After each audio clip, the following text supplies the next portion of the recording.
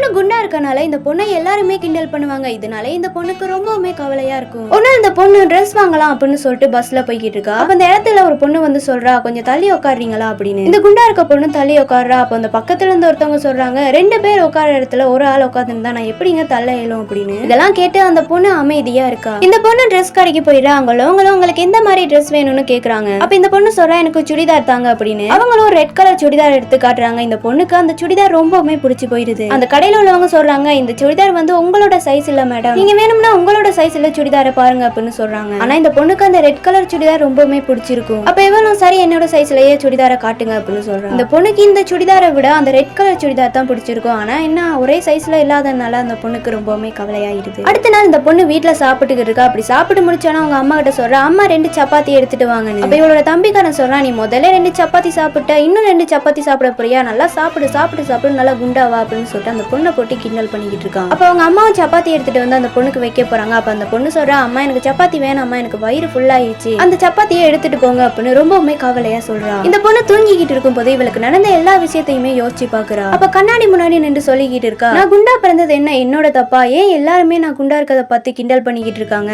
நான் குண்டா இருந்தாலும் சரி ஒல்லியா இருந்தாலும் சரி இந்த உலகத்துல உள்ளவங்க ஒரு குறைய சொல்லத்தான் செய்வாங்க, நான் ஏன் மத்தவங்களுக்காக வாழ, நான் எனக்காக வாழ்ந்துக்கிறேன், இனிமே யாராவது என்ன கிண்டல் பண்ணாலோ ஏதாவது சொன்னாலோ சரி அவங்க இடத்துல நான் ஒரு சின்ன சிரிப்பை சிரிச்சுட்டு அந்த இடத்த விட்டு போயிருவேன் அப்படின்னு சொல்றா. இந்த பொண்ணு அவளோட வாழ்க்கையை அவளோட இஷ்டத்துக்கு வாழ்ந்துகிட்டு வரா. இப்படியே இந்த ஒரு ஷார்ட் பிலிமையும் முடிக்கிறாங்க. இந்த ஷார்ட் பிலிமை பத்தி நீங்க என்ன நினைக்கிறீங்கன்றத கமெண்ட்ல சொல்லிருங்க. மறக்காம சப்ஸ்கிரைப் பண்ணிருங்க. மீண்டும் அடுத்த வீடியோல சந்திக்கலாம்.